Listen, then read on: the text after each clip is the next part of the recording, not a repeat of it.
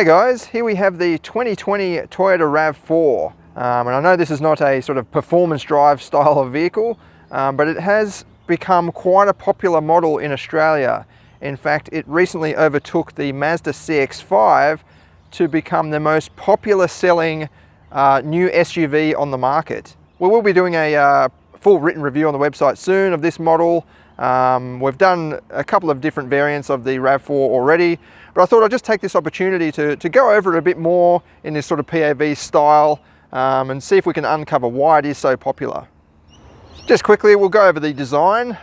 So I think it looks quite distinctive. It looks a bit rugged, even though this is a sort of soft roader market segment. It's not really off-road focused, but it does look pretty rugged, looks pretty macho. Compared with some of the rivals, which, you know, they might look a bit more elegant or they might look a bit more car-like, whereas this has that definite SUV stance about it. Here we're testing the GXL version, which sits kind of in the middle of the range. But one of the great things I think Toyota has done with the latest RAV4 is offer a wide variety of trim levels, but also powertrain options. 4 variants are on sale in Australia: the GX, GXL, Cruiser, and the Edge, which sits at the top kind of on its own. It's got its own 2.5 litre engine and its own 8-speed automatic. But aside from that, all variants are available with either a 2-litre petrol engine or 2 different hybrids. So there's basically a 2.5 hybrid front-wheel drive and a 2.5 hybrid 4-wheel drive. This is the 4-wheel drive version, which means, yeah, it's kind of right smack bang in the middle of the range. There's a 2.5 litre petrol engine at the front, and then paired within that, and as well as the CVT gearbox, are 2 electric motors, and then there's an additional electric motor at the back, which produces 80 kilowatts on its own. It gets a bit funny when you start talking about the power figures. So the 2.5 litre hybrid 2-wheel drive, so that's with 2 electric motors, produces 160 kilowatts combined. When you step up to the all-wheel drive with an 80 kilowatt motor at the back, powering the rear axle, the power is jumped up just to 163 kilowatts, which is kind of odd, but it does go very well. 160 kilowatts is plenty of power for this market segment. We'll get out on the road soon and we'll see how it goes. A quick way to tell that this is the hybrid is just with the badge. So Toyota applies this little blue outlining to its badge for all its hybrid and electric models. It's quite a big car actually, even though it is a mid-size segment in Australia. I'm sure in America this could be classed as a small SUV. In Australia these are classed as mid-size SUVs, but it's quite big.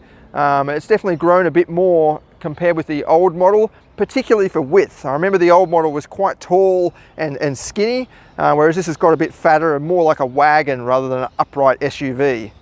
Let's check out the interior. One of the biggest attractions to SUVs is, or in my opinion anyway, is just the easiness of getting in and out. So if you've got a hatchback or even a station wagon of this size, they are much lower, and that means you do have to crouch down to get in. So even sort of senior citizens and so on will find this much easier to get in and out of. Before we step in, we can see that this is the sort of mid-spec variant. The seats have got this sort of textured material. They're quite nicely bolstered actually too for a mid-spec model.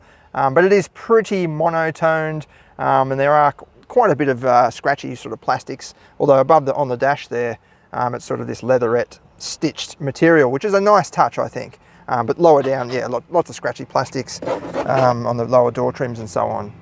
All of this is expected for this market segment and price range. One of the biggest things that actually blew me away when I first stepped into the RAV4 is just the thoughtfulness and practicality that Toyota has infused into this new layout. Like, check out this little shelf on the passenger side there. I know it's not much, but the passenger can put their phone there or whatever, and it's kind of lined with this, it's not rubber, but it is sort of a soft plastic lining.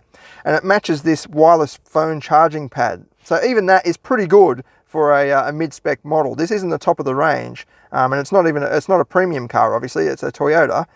So I think that's an excellent little touch there to have a wireless charging pad. And you've also got a USB charging port there, a 12-volt socket, and then more charging ports in the center console. A nice big storage box in the center console too. And then you've got 2 nice cup holders right there, plastic lining, sort of the same pattern as all of these little sections. And it all sort of ties in a very consistent theme. I love the rubber on these dials. It's kind of like a little tire. It's on all the knobs as well. It's just a nice little touch. Even though these aren't, you know, super rugged vehicles, these little touches just give you that sort of adventurous personality, I guess, or give the car an adventurous personality. The driving position is much better in the new model. The old one, I couldn't find the sort of perfect driving position, whereas this is much better. So you sit, or you can sit if you want to. If you lower the seat, you can sit quite low, but you do have that extra ground clearance over a normal SUV, so you're still perched up quite high and get a bit of a commanding view of the surrounding traffic. And then excellent visibility. So the windows are nice and rectangular, set very low, and you've got this little triangular window in the corner there, so you can see past the mirror. In my position, I can see pretty much over the top of that mirror as well. Some cars have got the mirror right in your vision, so you can't quite see what's behind that. Whereas this, I've got the confidence to know that if there's anything behind there, I will more than likely see it. I can raise my seat up even higher. I mean, the camera on top of my head's probably showing you straight over that mirror, but for me, it's still, I can see over that mirror quite safely. And then there's another little shelf on the side there. You can probably put your wallet or something. Nice big bottle holders in the doors, and a little section at the back there, little partition as well. You can put random bits and pieces. But yeah, overall, I like this environment. It feels like you could do a nice big long road trip in here, have all your knickknacks and your snacks and so on, your drinks. And there's just enough room and storage for everything to keep everyone happy. And then up on the dash, you've got Toyota's latest touchscreen media interface. Look, it's not the best out there, it's not the biggest, but it does everything you need it to do. And I love that it's got these jump to buttons around the screen, but I also love that it's got a volume knob rather than just the plus minus that some manufacturers persist on using, which is quite annoying because you've got to sit there and push plus, plus, plus, plus. Whereas this, you can just turn the knob, obviously. There's plenty of inbuilt apps. It comes with SatNav as standard. This is the mid-spec model, remember, so that's pretty good that it comes with proper SatNav inbuilt. You can also connect your phone. There is no Apple CarPlay or Android Auto on this model, but you do have Bluetooth and Toyota app that you can connect to. You can also go through the settings. You can even change the theme color. So you can go for a darkened theme or red if you're feeling a bit adventurous. I've just got it on the blue one. The grey one's not too bad as well. But yeah, you can go through various settings here, which is great. In each of the menus as well. I don't actually have my phone connected yet. I just picked up the car just before. But yeah, you can change the navigation settings. You've got lots of safety systems as well, so guidance for various areas. You've got speed limit display, so this has got speed sign recognition. You can go through and change a few of those if you want to. Private road notification. But yeah, there's lots of different settings in here that you can play around with and customize it to suit you. Driver support information, so you've got, yeah, red light camera warning and so on, speed camera warning. Lots of great gear in there. It's just the functionality. The menus are a bit basic in my opinion, but it definitely does the job just fine. It would be nice to have a controller down here so you don't have to reach up. It's not a big stretch, but just I think systems that are down here on a hand controller are much safer than reaching up onto the screen. Speaking of a hand controller on the console, you've got this drive mode toggle. You've got sport and eco just by rotating it around. Again, it's got that rubber trimming like all these knobs. Then you just push it for normal. This has got a trail mode as well for off-roading. And then you've got the EV mode, so it will force it into sort of use the electric motor as much as possible in relation, well, according to how much battery you've got. So at the moment, the battery level is low and it won't allow me to use that system until I go for a drive. That's probably because I've been sitting in here. I do have another GoPro charging. The car is on, so it's probably just using a bit of battery there. Once I go for a drive, that'll change. The steering wheel is really nice. Leather wrapped steering wheel with proper stitching. Again, for a mid-spec model, I think that's awesome. These buttons do seem a little bit confusing at first, but they're actually very convenient. So this little control here on the left controls the screen, so you can go through and change different readouts, change different settings, safety system, blind spot assist and all of that. You can even have a display for how much battery you've got left, and the power distribution between the front and rear, and petrol motor and electric motor. But yeah, I find that quite an easy system to use. It's just got the basic arrows, so it's quite intuitive. You don't have to think about it too much. And you've got the little dots there. I'm not sure if you can see that. That means you can go up and down and show different readouts. Plus and minus buttons on the steering wheel as well, which come in handy, and track skip and repeat on the steering wheel. Some cars don't come with that on the steering wheel. And then you've got the cruise control pad there. You can easily turn off the steering assist, the lane keep assist, just by pushing the button. The little graphic comes up on the screen, and you can change the distance for your cruise control, your distance controlled cruise control, just by pushing that button, and it will space it out. It gives you 3 different options, I think, of how close you want to travel between you and the car in front. The car's just started up then, so it's done that automatically because the battery is obviously getting a little bit low. It will never go flat. You don't have to worry about, you know, having to push the car or anything like that, but it's just doing it all automatically. It is a very smart hybrid system. Toyota has been building hybrids for over 20 years now, so since the first Toyota Prius was introduced. They do have a lot of experience, and I think they are definitely leading the game, especially in the non-premium market segment for hybrid technology.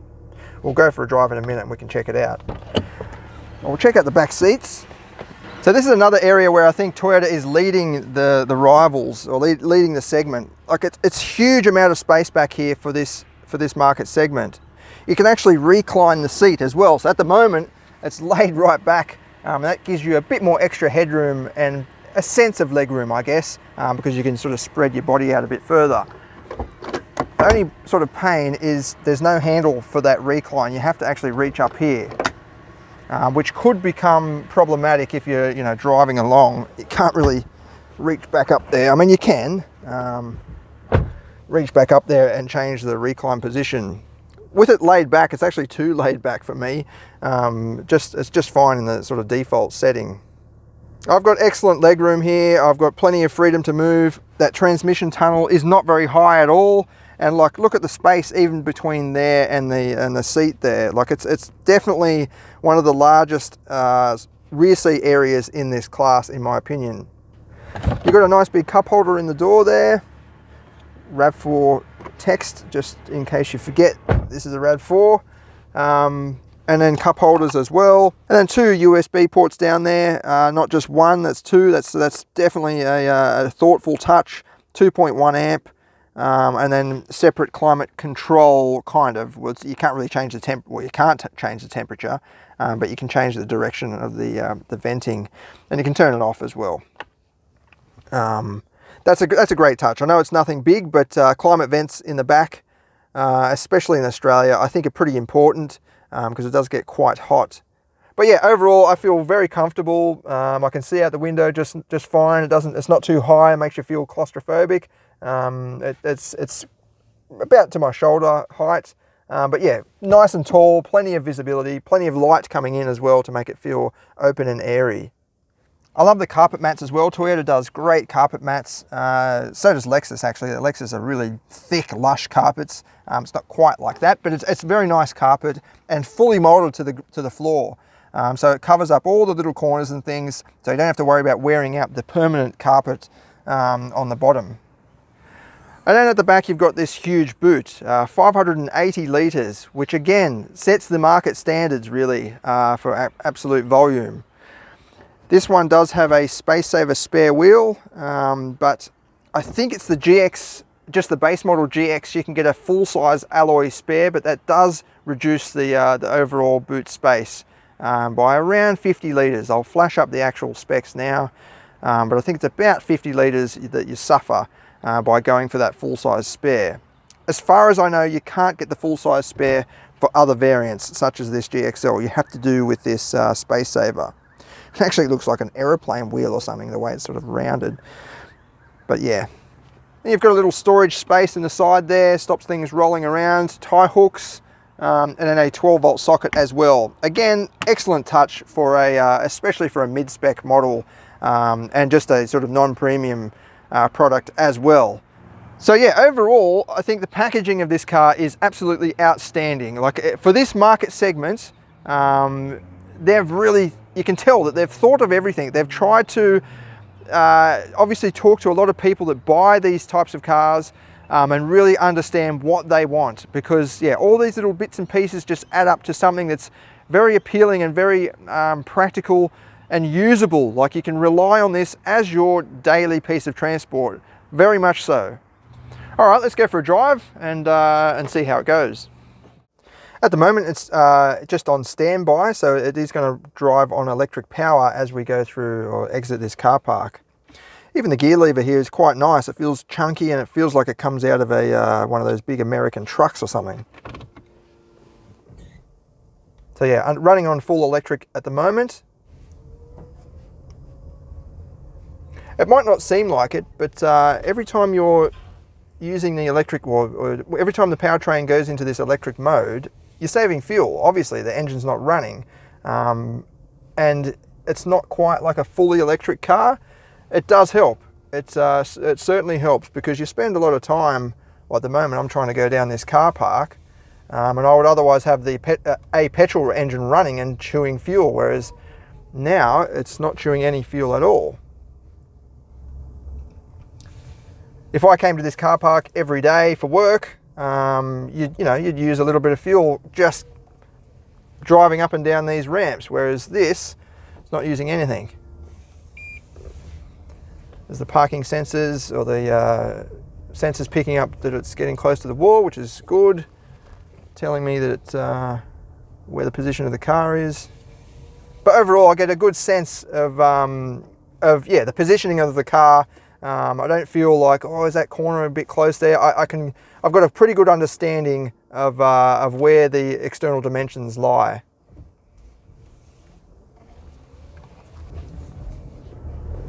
The petrol motor's just kicked in then at about 30 kilometers an hour. I did apply a bit more throttle to get up to speed. You can see here on the gauge there, it's telling me how economically I'm driving. So if you put your foot down, it goes into the power section. It's telling you that you're going to be using fuel. As you might be able to see, it's saying total average 6.4 litres per 100 kilometres. That's quite excellent, really, for a mid-size SUV, especially an all-wheel drive. Even though technically, it's not running in all-wheel drive all the time, it's still an all-wheel drive vehicle. So that's great. 6.4 in the real world is excellent. Out on the open road, the RAV4 is a very comfortable, relaxing, and smooth car to drive. The CVT transmission definitely helps out in that area. I'm not really a CVT fan in general, but I think for a car like this, just a practical SUV, I think it's fine. You're not going to be expecting any sort of sportiness from it. Paddle shifters and all that, you don't really need that in a practical SUV like this. So I think a CVT is fine. It's actually a pretty good CVT transmission as well. It doesn't, let the engine rev and scream too much. There's a good balance between engine response and maintaining economy. The engine is a pretty noisy engine, 2.5 litre, one of Toyota's latest engines, so it's got high compression and all that. So it is a little bit noisy, but it's not too bad. There are naturally aspirated 4-cylinder engines out there that are definitely louder and noisier than this. But yeah, again, the CVT transmission always tries to keep the revs pretty low and just let it cruise along and rely on those electric motors as well. When you back off the throttle completely, it pretty much turns the petrol engine off, and you can see there it goes to charge on the little gauge there. And again, the more of that you do, the better your economy is going to be. But also, compared with a normal petrol car or diesel car, every time you back off, the engine is still running. It goes a bit more specific than that. If you're backing off completely and you're just using compression. You're not really using any fuel at all. But in saying that, if it's idling, then it's got to be using a tiny bit of fuel. The handling is really good. Toyota's latest TNGA platform is excellent, really. Like for the market segment, like the new Corolla and even the latest Toyota Prius, it handles really well. You wouldn't expect it, but when you really push it, you'll find that it's actually quite enjoyable. And it's the same with the RAV4. Like, the steering feels nice. It's got a bit of weight to it. There's a bit of communication there as well. It's not completely numb like a lot of the cars in this segment. It's got some feel to it. There is some body roll, as to be expected for an SUV like this. The tyres on this model are pretty tall as well, so you've got a bit of give there for dirt roads and so on. But it means there is a bit of a slower response when you first turn in, and a bit of roll. So I've got some corners coming up now. It is 100 km/h speed limit through here, but I don't think anyone does that. So it's a bit too fast. But yeah, this handles really nice. It hangs on well. It feels stable. You can turn a bit more if you want to, and it doesn't feel like it's going to be top heavy or anything like that. It actually cruises really well. And in that sense, it is enjoyable. So you can take it out on a nice country road like this and enjoy a drive just for the sake of enjoying a drive.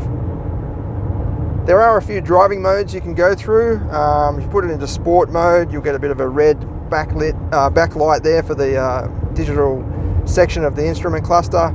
And you notice the throttle response is much sharper. So you only need to move the accelerator pedal a little bit to provoke a response from the powertrain. It doesn't mean it gives it any more power or anything like that.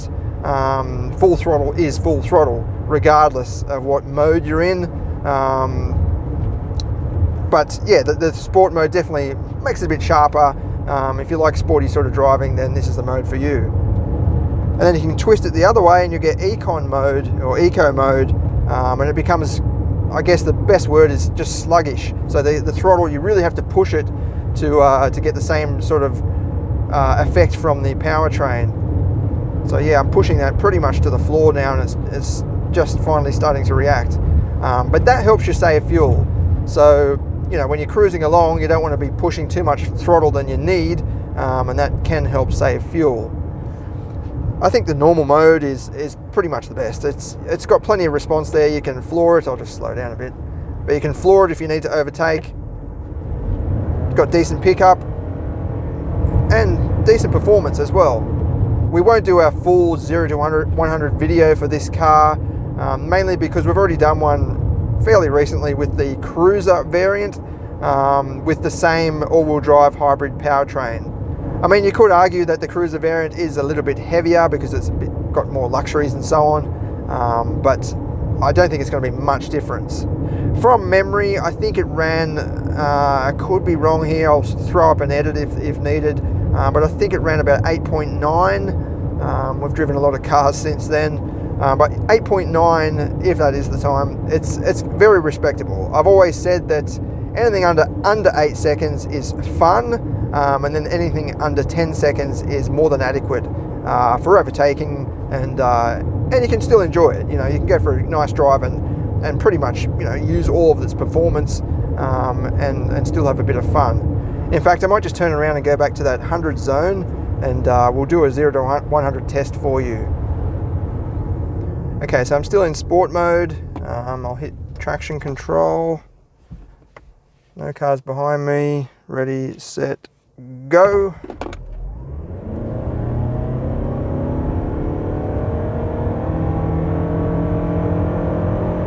That's 100.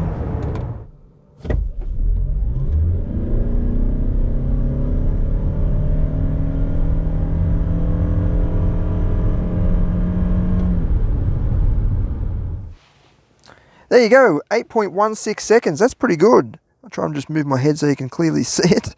That's pretty good for a mid-range, mid-size SUV. It's very good actually. 8.16 seconds in the real world anyway, and it's a lot better than the time that we got in the Cruiser variant.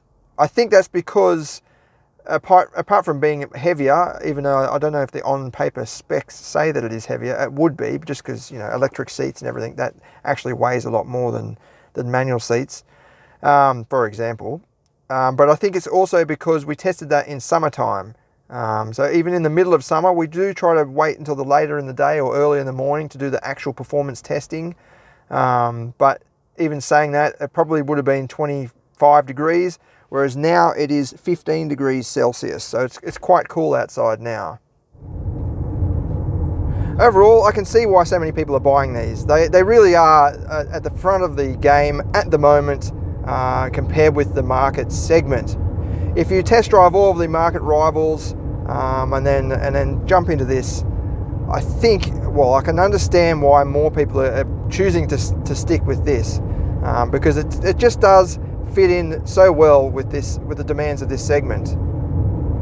As I said, we won't be doing a 0 to 100 test for this car in terms of the big video, but we will do a written review for this model, and we'll go over more of the details in terms of, you know, what specs are standard and so on, what features are standard, and try and discover more about it, and we'll give it more of a evaluation on our overall economy for the week of driving. We will be doing a video of the base model GX with the manual transmission with the 2-litre engine, so the absolute base, most affordable RAV4 model you can get. We'll do a 0 to 100 video of that, and we'll do a full written review as well. In the meantime, thanks for watching.